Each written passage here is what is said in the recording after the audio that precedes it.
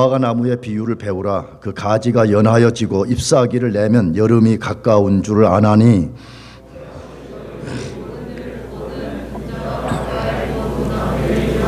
내가 진실로 너희에게 말하노니 이 세대가 지나가기 전에 이 일이 다 일어나리라. 그러나 그날과 그때는 아무도 모르나니 하늘의 천사들도 아들도 모르고 오직 아버지만 아시느니라. 홍수 전에 노아가 방주에 들어가던 날까지 사람들이 먹고 마시고 장가 들고 시집가고 있으면서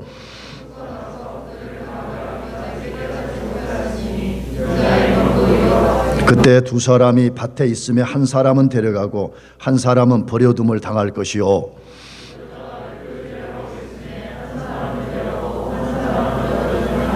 그러므로 깨어 있으라. 어느 날에 너희 주가 임할는지 너희가 알지 못함이니라.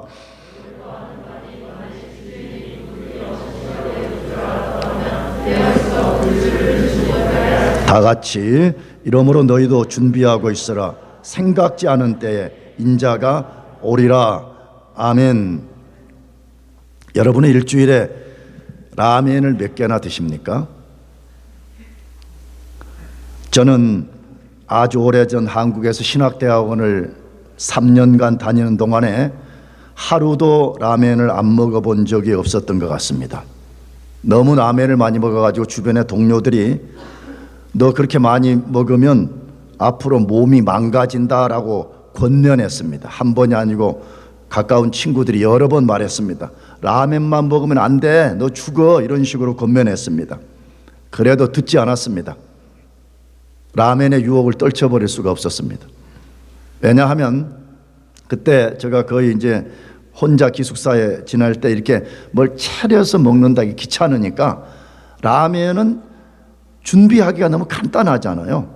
불만 끓여가지고 라면 봉지 열어서 넣으면 이제 바로 먹게 되니까 이 간편함을 중단할 수가 없었습니다.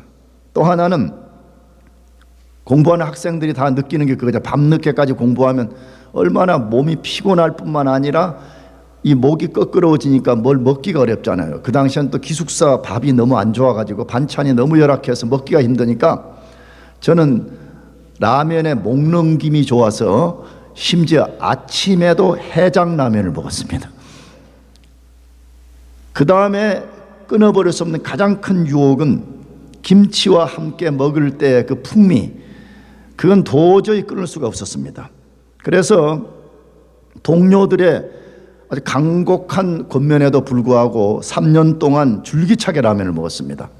그런데 놀라운 사실은 3년 동안 몸에 아무 이상이 없었습니다. 족구대회를 하면 거의 제가 탑이었습니다. 날아다녔습니다. 그런데 시간이 좀 지나서 이제 미국으로 유학을 오기 한 4년 전쯤부터 몸에 이상 현상이 나타나기 시작했습니다.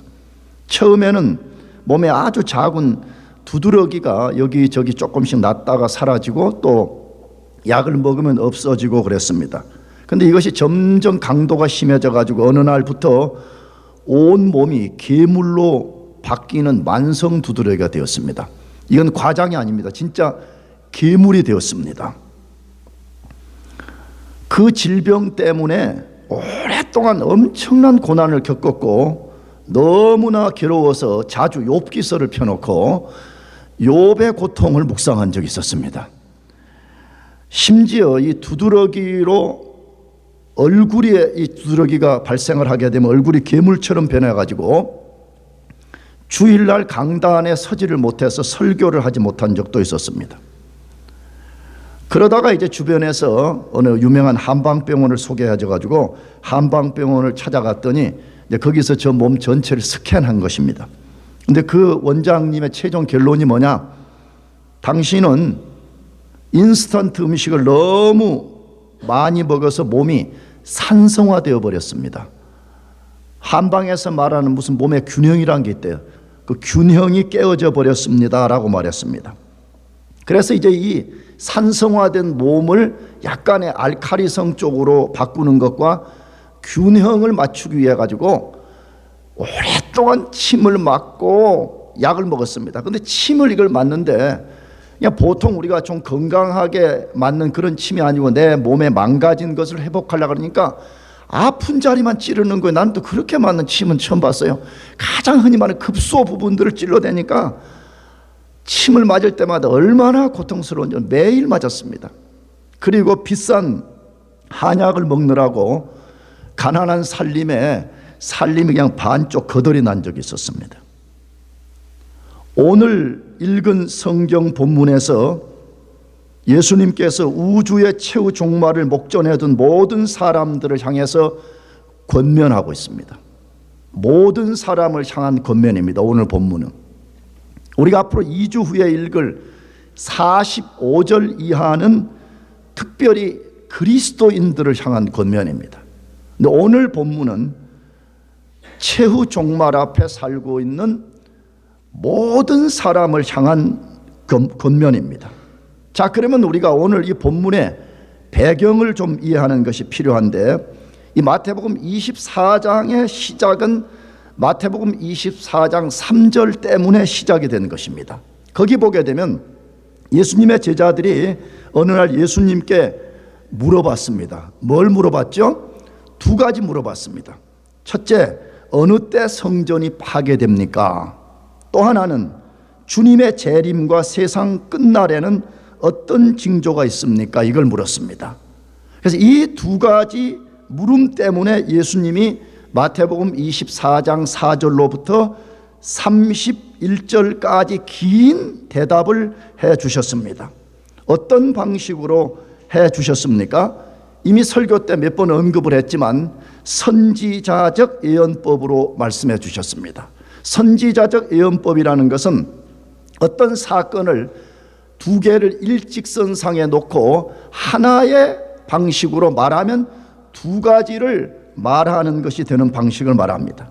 성전 파괴 전에 일어날 현상과 우주의 최후 종말에 일어날 현상을 동시에 보여주는 방식으로 말씀하셨습니다.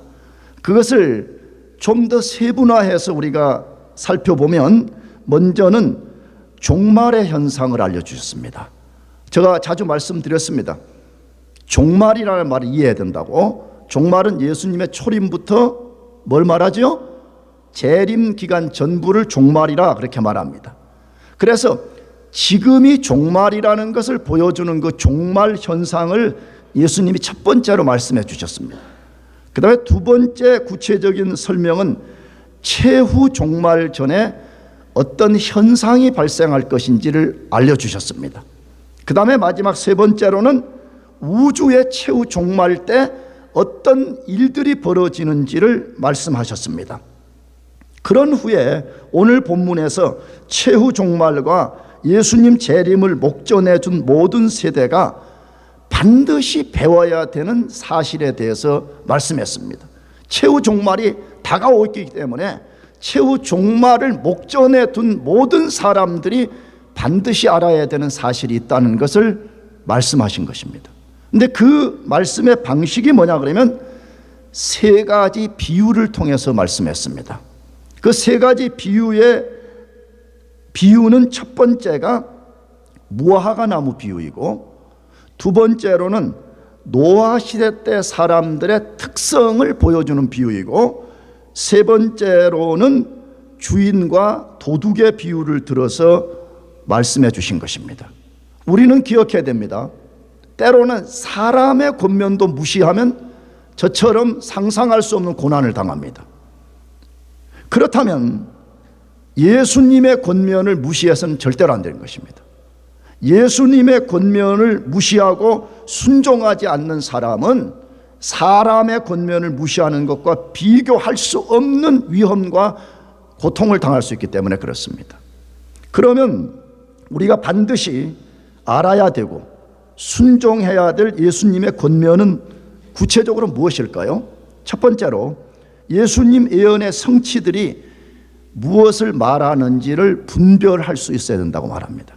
예수님이 마태복음 24장 오늘 본문 전까지 종말과 최후 종말 전에 일어날 현상들에 대해서 말씀을 하셨는데 그 예언들이 성취됐다는 말은 도대체 무엇을 말하는지 우리 자신들이 분별하고 그 의미를 분명히 알고 있어야 된다, 그 말입니다.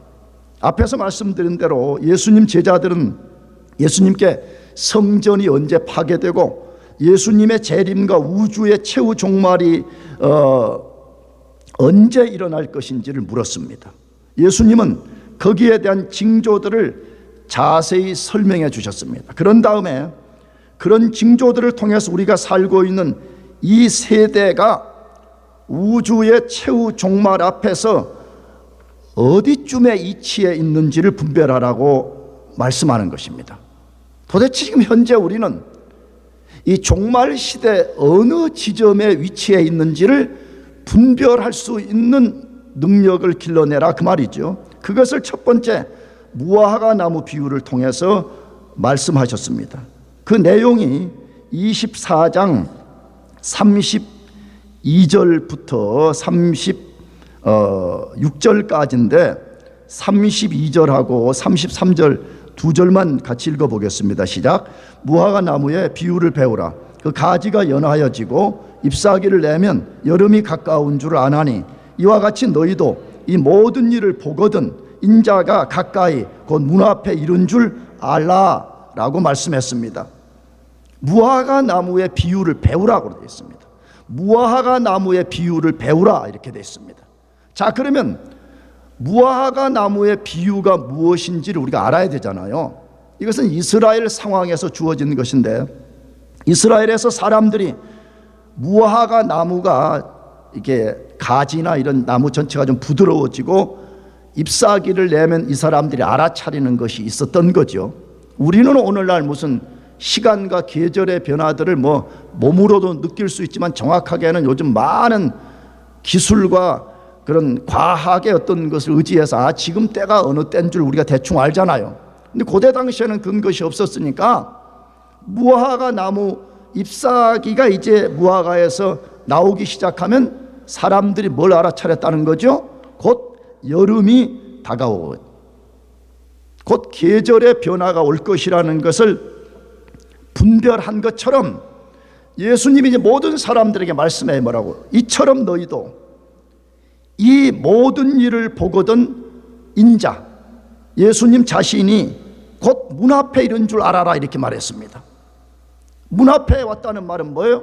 언제든지 문을 열고 탁 그 안으로 들어올 수 있는 것처럼 지금 예수님의 오심이 매우 임박했다는 것을 말씀한 거죠. 그렇다면 우리가 이처럼 너희도 이 모든 일을 보거든 이 말을 이해할 수 있어야 됩니다. 여기 너희도 이 모든 일을 보거든 할 때 이 모든 일은 도대체 무엇을 가리키는 거냐 하는 것입니다. 무화과 나무 잎사귀가 나오면 여름이 다가온다는 것을 알듯이 이 모든 일에 되어진 것을 너희들이 본다면 이제 예수님이 지금 곧 지금 이 문 앞에 와 있다는 것이 언제든지 문을 열고 탁 우리 속으로 침투할 수 있는 상황 속에 있다 그 말이잖아요. 그렇다면 이 모든 일이 도대체 무엇을 가리키는 거냐 하는 것이에요. 오늘 본문 전에 말씀한 최후 종말 전에 일어날 현상들을 지칭한 거죠. 최후 종말 전에 이러이러한 현상들이 일어날 것이라고 예수님이 길게 말씀했습니다. 그것들을 총칭하는 말이에요. 만약에 너희들이 이것을 보고 이것들이 다 성취된 것을 본다면 예수님은 지금 재림이 아주 임박했다는 걸 알아차리라는 거죠.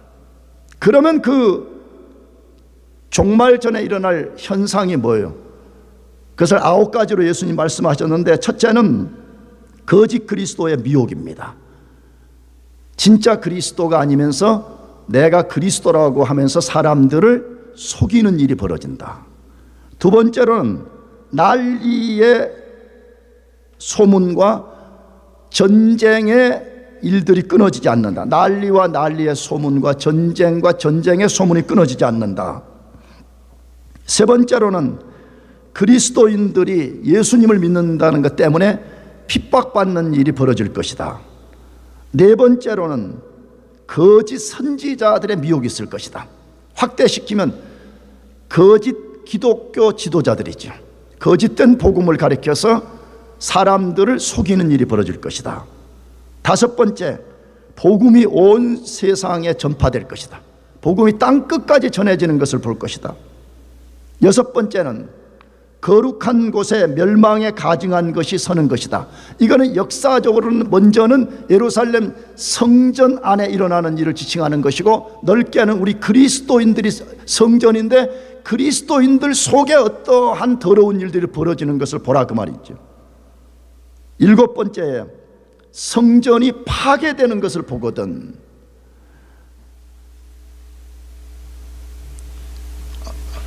또 하나는 큰 환란이 있을 것이다. 마지막으로는 거짓 그리스도와 선지자들이 출몰하는 것으로 끝나지 않고 그들이 기적을 베풀 거라고 말했습니다. 거짓 그리스도들과 거짓 선지자들이 기적을 일으켜서 사람들을 속이는 일이 벌어질 것이다. 이것이 예수님이 말씀한 이 모든 일을 지칭하는 것입니다. 예수님이 이 말씀을 친히 직접 하셨어요. 이 모든 일이 되어진 것을 보거든, 그렇게 말했습니다. 만일에 우리가 이 모든 일이 되어진 것을 우리가 본다면, 다시 말씀드리지만 예수님의 재림이 매우 지금 가까이 왔다는 것을 우리가 분별할 수 있어야 된다는 거예요. 알아차릴 수 있어야 된다는 거예요. 그걸 정확하게 인식하면서 살아야 된다, 그 말이에요. 자, 그렇다면 질문 생겨요. 무슨 질문이죠?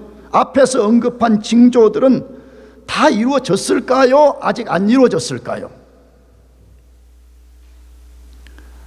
해석자들마다 약간씩 견해를 달리하고 있습니다.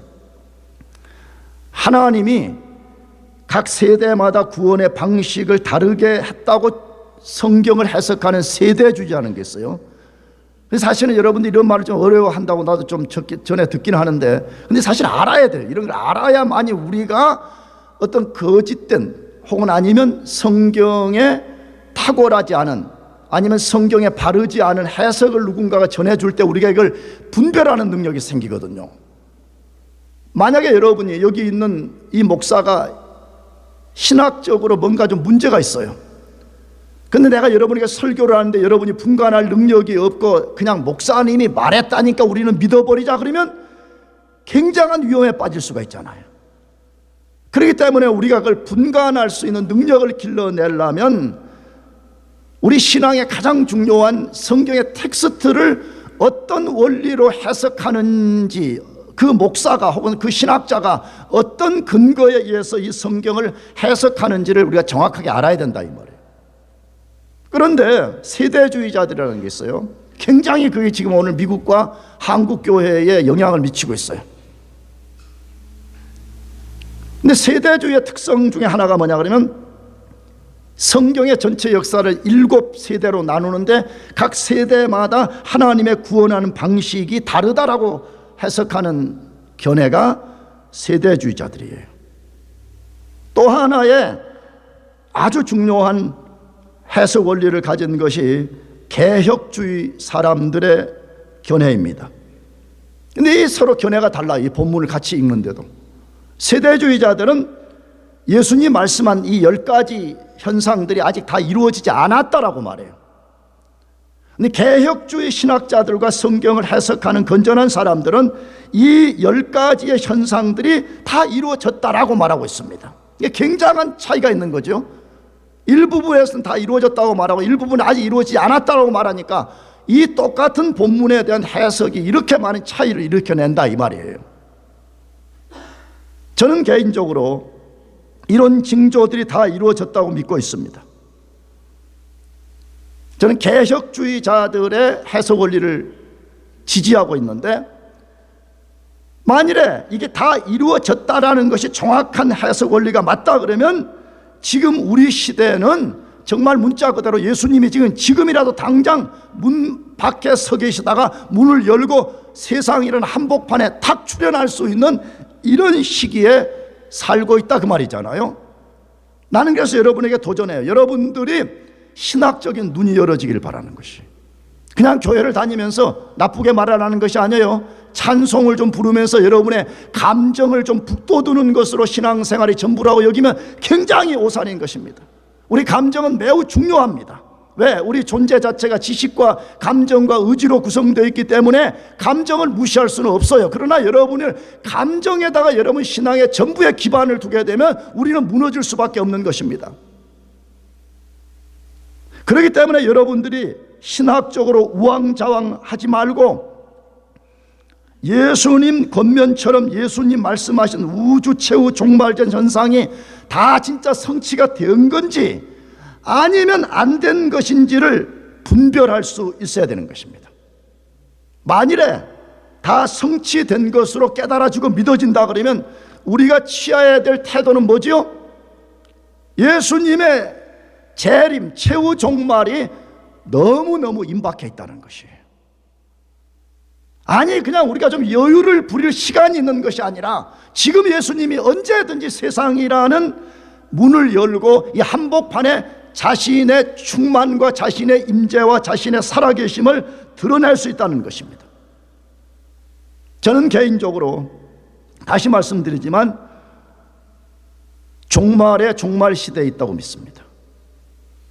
예배 드리는 지금 이 순간이라도 예수님이 우리 가운데 자신의 살아계심을 드러낼 수가 있고요, 아니면 오늘 밤에 아니면 내일 밤이라도 언제든지 예수님이 이 세상 한복판에 들어올 수 있는 그러한 지금 상황에 와 있다는 것이에요. 우리가 그것을 믿는다면 우리는 예수님 재림을 맞이할 준비를 하고 있어야 됩니다. 언제든지 그분이 왔을 때 내가 당혹스러운 가운데 빠지지 아니하고 위험한 상태에 빠지지 아니하고 내가 그분을 맞이할 수 있는 준비를 해야 됩니다. 여러분 모두가 그렇게 되기를 축복합니다. 정말 그렇게 됩니다. 왜? 이것보다 더 중요한 일은 결코 이 세상에 존재하지 않기 때문에 그렇습니다. 두 번째로 우리가 반드시 알고 순종해야 될 예수님 권면은 무엇일까요? 일상의 삶에 함몰되고 영적으로 무감각해지지 말라고 권면합니다. 영적으로 무감각해지고 일상의 삶 매일매일 살아가는 그 삶에만 몰두하는 삶을 살지 말라고 말씀하고 있습니다.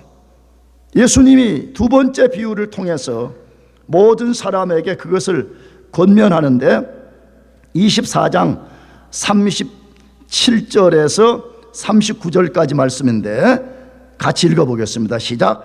노아의 때와 같이 이맘도 그러하리라. 홍수 전에 노아가 방주에 들어가던 날까지 사람들이 먹고 마시고 장가들고 시집가고 있으면서 홍수가 나서 그들을 다 멸하기까지 깨닫지 못하였으니 인자의 임함도 이와 같으리라.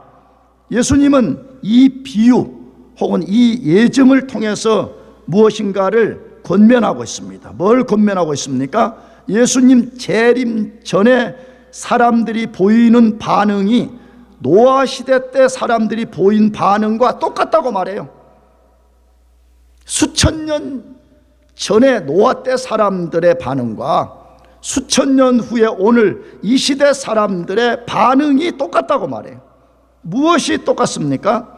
그것을 알려면 먼저 노아 시대 때 사람들이 나타낸 반응을 우리가 반드시 알 필요가 있습니다.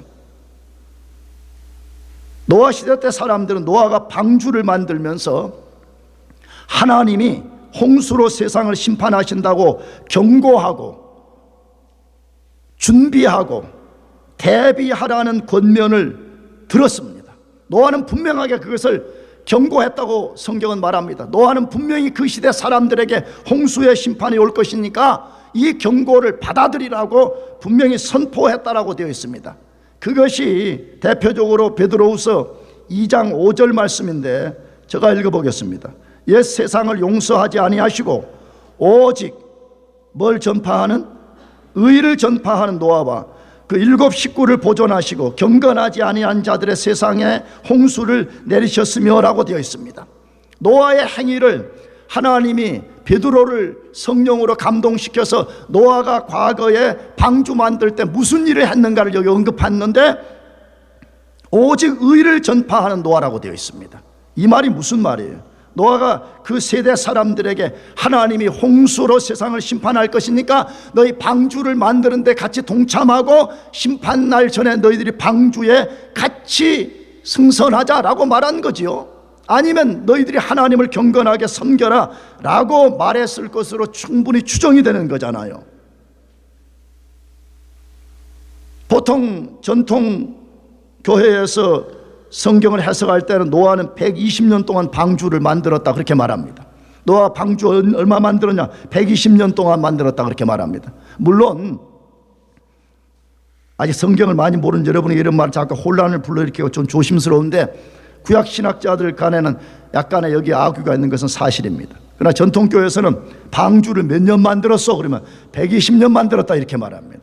만약에 그게 맞다면 노아는 몇 년 동안 의리를 전파했다는 거죠? 입으로 말해봐요. 잠도 깨게. 뭐라고요? 120년 동안 선포했다는 거요. 120년 동안 이제 곧 하나님의 진노의 심판이 임하니까 너희들 하나님 앞에 죄를 회개하고 방주를 만들고 같이 이 방주에 승선하자라고 말했다는 것입니다. 그럼에도 그 세대 사람들은 방주를 다 지은 노아와 그 가족들이 방주에 들어가고 갑작스러운 홍수의 심판이 몰려올 때까지 심판에 대한 경각심이 단 1도 없었습니다. 경각심은 고사하고 오늘 본문에 뭐라고 되어 있어요? 심판날까지 먹고 마시고 장가들고 시집갔다라고 되어 있습니다. 심판이 임하는 그 순간까지 사람들은 먹고 마시고 장가들고 뭐 했어요? 시집갔다라고 되어 있습니다. 근데 이 본문과 똑같은 병행 본문인 누가복음 17장 28절은 누가는 여기다가 그때 현상을 하나 더 추가했어요. 읽어봅시다. 뭐라고? 또 롯의 때와 같으리니 사람들이 먹고 마시고 사고 팔고 심고 집을 짓더니 라고 되어 있습니다. 여러분, 이건 수천 년 전의 이야기만이 아닌 것 같잖아요. 그렇죠? 그 당시에 사람들이 그렇게 살았을 뿐만 아니라 오늘 이 시대 사람들도 방금 말한 이 두 가지에 올인해 있잖아요. 두 가지에 지금 몰두해 있는 삶을 살고 있잖아요. 자, 그렇다면 그들의 그런 행위는 뭘 보여주는 거냐 이 말이에요. 먹고 마시고 장가가고 시집가고, 먹고 마시고 사고 팔고 심고 집 짓는 일, 집 사는 일, 여기에만 집중한 이것은 뭘 보여주는 거냐 하는 것입니다. 사람들이 극히 일상적인 삶에만 몰두했다는 것입니다. 일상적인 삶을 최선을 다해서 잘 사는 것이 필요합니다. 고린도전서에 그렇게 살라고 말하니까. 문제는 뭐가 문제냐? 일상적인 삶만을 목적으로 사는 것을 말하는 것이에요. 우리로 말하면 뭐예요? 여러분이 공부 열심히 해야 됩니다. 아멘이죠? 왜 학생의 제일 된 본문은 공부하는 거잖아요. 근데 문제는 뭐냐? 공부밖에 모르는 거예요. 공부만 하는 거예요. 하나님과 관계를 맺는 것 관계없이 공부만 하는 것이에요. 그것을 일상의 삶에 몰두했다, 그렇게 말하는 것입니다. 갑자기 홍수 심판이 임할 때까지 위험을 전혀 감지하지 못하고 일상적인 삶에만 몰두했던 것입니다. 그들은 어마어마한 사망의 심판이 다가오는데도 불구하고 일상적인 삶을 즐기는 데만 몰두했다, 그렇게 말하고 있는 것입니다. 오늘날도 이것이 좀 목사가 볼 때 좀 안타까운 거예요.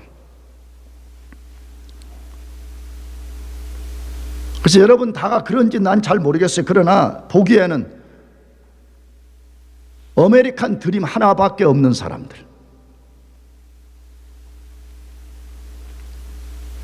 일상의 삶에 몰두하는 것과 그 일상의 삶을 즐기는 것 외에는 아무것도 없는 사람처럼 보여지는 사람들을 볼 때마다 안타까움이 그지없습니다. 그러면 그 당시 사람들은 왜 그랬을까요? 왜 지금 심판이라는 거대한 위험이 닥쳐오는데도 일상의 삶에만 몰두해 살았냐 하는 것입니다. 영적으로 무감각했기 때문에 그렇습니다. 영적으로 무감각했기 때문에 상상할 수 없는 심판의 위험이 닥쳐오는데도 그것을 전혀 감지하지 못했습니다. 나는 전에 그 한센병 환자들에 관련된 책을 읽은 것을 교회에서 한번 소개한 적이 있는데, 흔히 나병 환자라고 그러잖아요.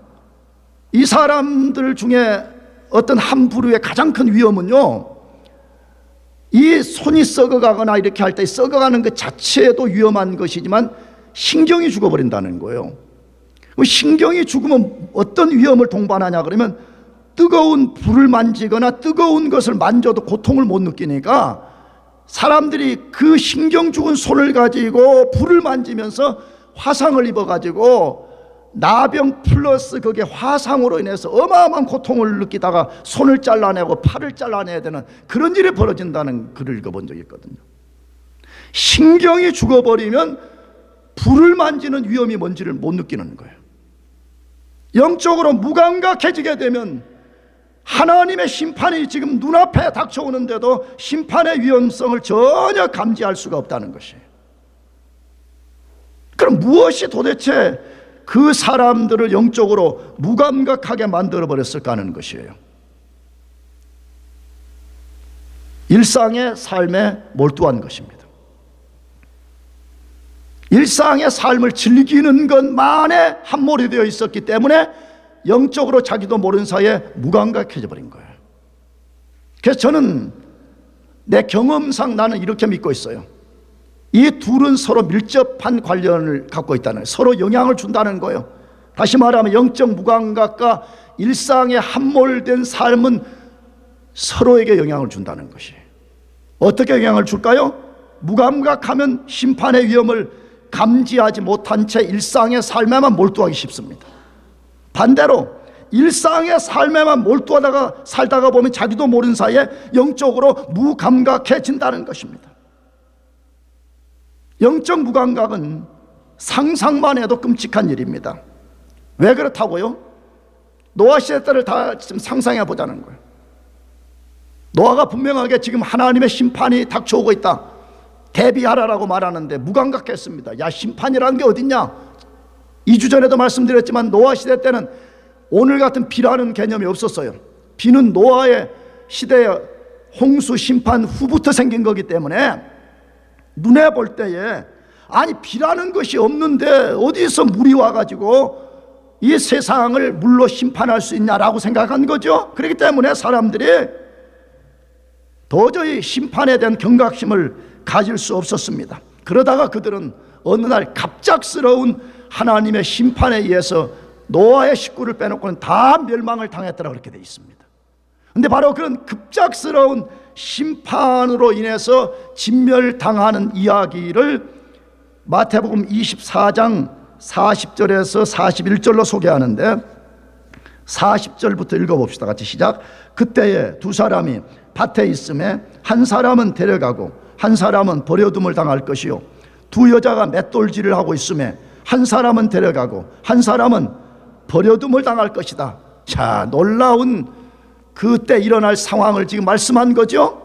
아주 친밀한 사람, 어쩌면 밭에서 둘이 같이 일을 했다, 한 맷돌을 두 사람이 같이 돌렸다, 그런 거 보면 아주 친한 친구든지 아니면 더 친한 가족일 수도 있잖아요. 엄마와 아빠가 같이, 엄마와 딸이 어쩌면 이 맷돌을 같이 돌리고 있는 상황인지도 모르겠어요. 그런데 순간에 한 사람은 들려 올려서 가고 한 사람은 남아서 버림을 당하는 것. 물론 여기 어떤 학자들은 이 둘 중에 누가 구원받은 사람이냐를 갖고 또 논쟁을 하는데, 제가 보기에는 당연하게 남겨서 버림을 당한 사람들이 아니고 들려 올리는 사람. 왜? 우리가 2주 전에 읽었잖아요. 예수님 재림하실 때 천사들을 보내서 세상 끝에서 사람들 다 불러 모은다 그렇게 말했잖아요.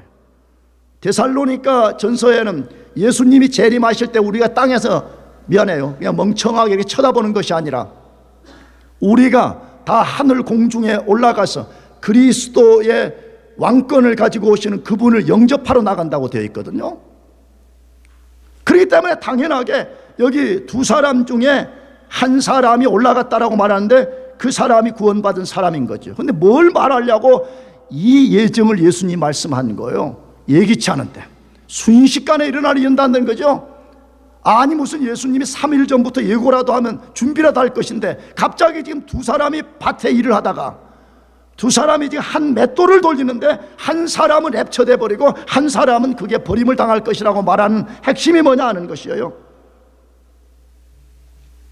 순식간에 일어난다는 거예요. 그래서 실제 데살로니가 전서에 이런 일이 순식간에 일어난다는 영어 트윙클링, 우리가 눈을 깜짝하는 사이에 이 모든 일이 일어날 것이라고 말씀하고 있습니다. 이 비유를 통해서 무엇을 말씀한다고요? 하나님의 심판은요 전혀 예기치 않은 때 일어난다는 것이에요. 우리가 미리 그것을 대비하고 준비해 있지 않으면요 예기치 않은 때 발생이 돼서 그 순간에는 아무도 그 상황을 막아낼 수가 없다는 것이에요. 사랑하는 교우 여러분들, 일상의 삶에만 함몰되어 있지 말아요. 영적으로 무감각해지지 않도록 해요. 아멘. 근데 얼마나 많은 사람들이 이렇게 살고 있잖아요. 실제적으로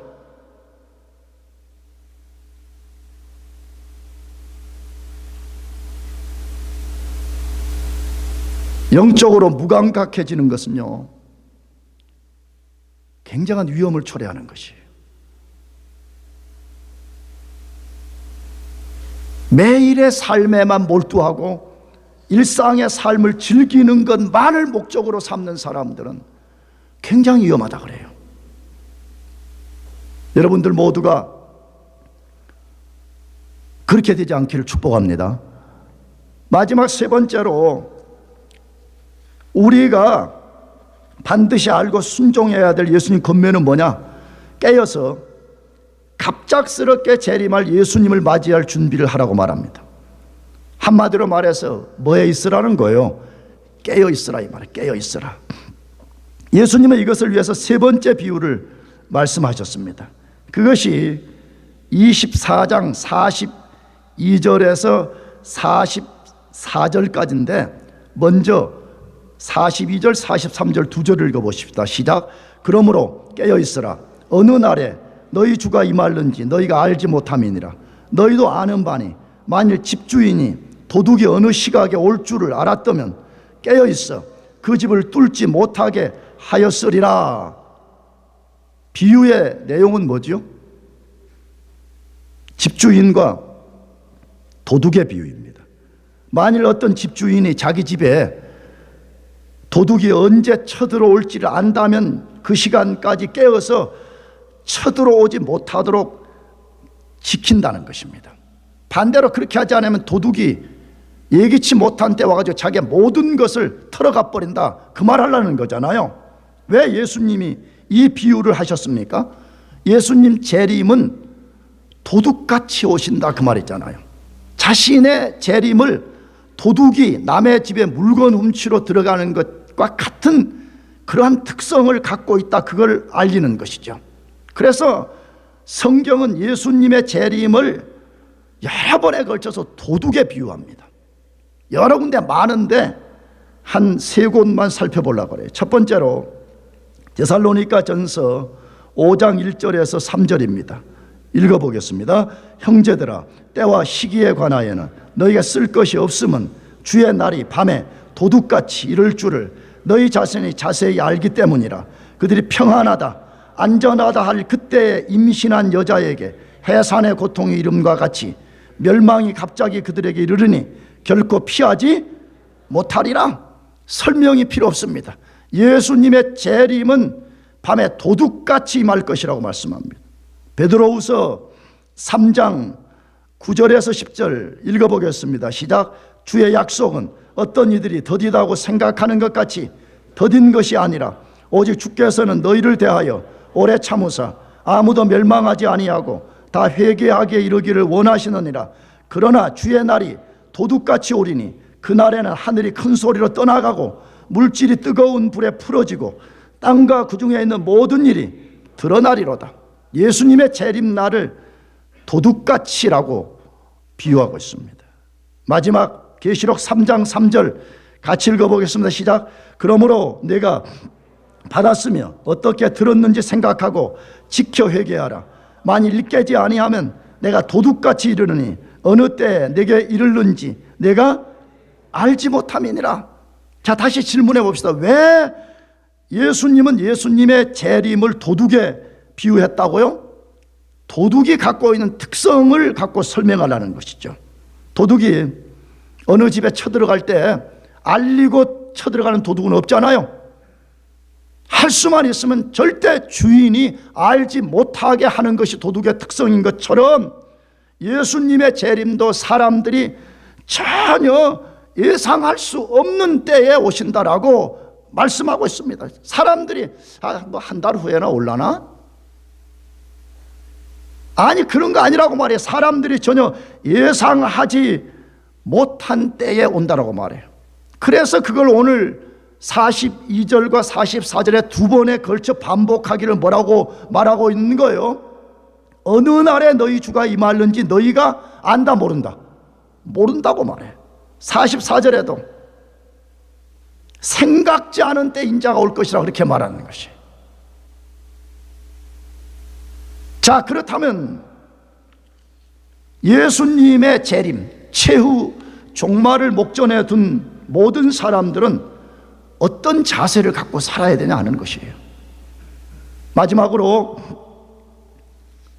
마태복음 24장 42절 44절 두 절을 다시 한 번 더 읽어보겠습니다. 시작. 그러므로 깨어있으라. 어느 날에 너희 주가 임하는지 너희가 알지 못함이라. 이러므로 너희도 준비하고 있으라. 생각지 않은 때에 인자가 오리라. 자, 무슨 태도를 가지라고 말해요? 두 가지를 가지라고 말하는데, 첫째, 깨어있으라고 말합니다. 언제 예수님이 오실지를 모르기 때문에 깨어있으라 라고 말합니다. 근데 이 깨어있는다는 헬라어 원래 말은 그레고레이트입니다. 그레고레이트. 근데 이 그레고레이트가 뭐냐 그러면, 옛날에는 뭐 그런 거 있잖아요. 대장장이 그리면 스미스라고 이름을 붙였듯이 그레고리라는 말의 고대는 경비원이라는 뜻이었습니다. 경비원은 늘 깨어 있어야 되잖아요. 자기가 지키는 건물에 도둑이나 누가 들어오나. 바로 그 경비원의 시작은 헬라어 그레고레이트에서 온 것입니다. 근데 이 그레고레이트를 데살로니가 전서 5장 6절에서는 이렇게 번역을 했어요. 깨어 근신하라 이렇게 되어 있습니다. 여기다 근신하라를 하나 더 붙인 거죠. 앞에서는 그레고레이트가 깨어 있으라 이렇게 나왔는데 데살로니가 전서 5장 6절에서는 그게 하나 추가해서 깨어 근신하라 이렇게 되어 있습니다. 저는 이 번역이 훨씬 더 우리에게 시사하는 바가 크다고 생각합니다. 깨어 근신하라 이 말은 뭐예요? 정신을 바짝 차리라. 근신, 자기 자신을 잘 컨트롤하라. 왜? 실제 근신이라는 말에 영어 성경들은 셀프 컨트롤이라고 번역해놨습니다. 정신을 바짝 차리고 살아야 돼.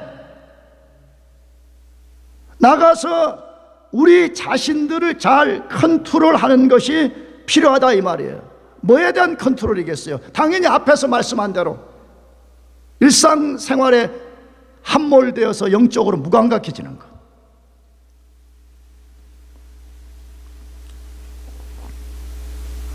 특히 여러분, 세속성에 물들지 않게 됩니다. 우리는 지금 거대한 세속성과 싸우는 상태에 빠져 있잖아요. 그 중에 문화를 조심해야 돼요. 왜? 이 세속성은 문화라는 수단을 통해 가지고 우리들에게 접근해 오기 때문에 우리가 때로는 문화를 잘 누리고 문화를 사용해서 하나님께 영광을 돌리는 것을 배워야 되지만 동시에 그 문화 속에 숨겨져 있는 세속성을 꿰뚫어 볼 수 있어야 된다 이거예요. 안 그러면 우리가 세속성에 완전히 사로잡혀 가지고 우리가 영적으로 무감각해지고 나아가서 우리 자신을 셀프 컨트롤할 수 없는 상황에 떨어지기 때문에 그렇다는 것이. 우리는 마땅히 그렇게 해야 됩니다. 그리스도인들은 세상 사람들과 전혀 다른 방식으로 살아야 돼요. 아멘이죠? 다르게 살아야 돼요. 두 번째, 준비하고 있으라고 말해요. 뭐 하라고 있으라고요? 준비하고 있으라. 언제 예수님이 재림하실지 모르기 때문에 준비하고 있으라 그렇게 말해요.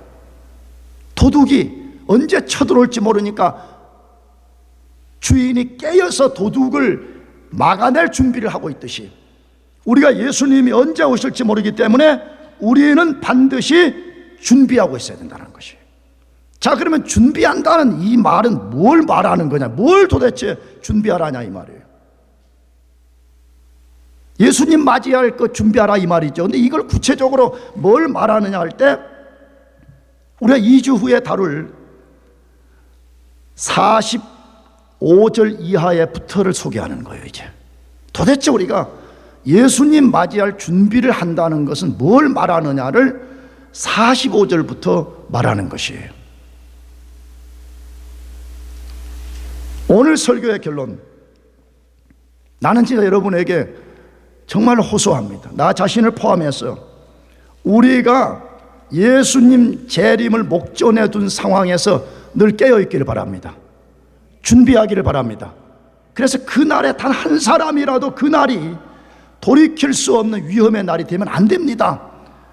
우리는 그날이 위험한 날이 아니라 고대하고 고대하던 영원한 신랑이신 예수님을 맞이하는 기쁨의 날이 되어야 되는 것입니다. 대학부 1학년들, 2학년, 3학년, 4학년, 5학년, 청년부, 장년부, 여기에 있는 목사 모두가 깨어 준비함으로써 예수님이 언제든지 오실지라도 우리가 기쁨으로 그분을 맞이할 수 있기를 축복합니다. 기도하겠습니다.